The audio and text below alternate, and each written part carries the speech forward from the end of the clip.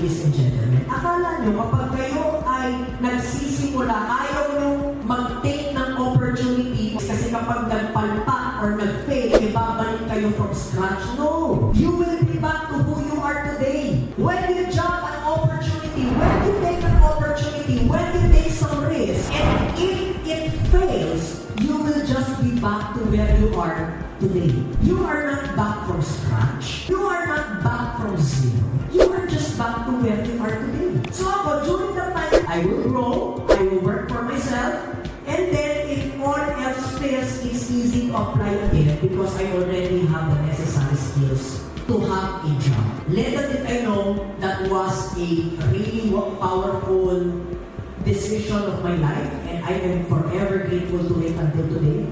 Kasi kung hindi dumating yung oportunidad na yun, I will not be standing to you today.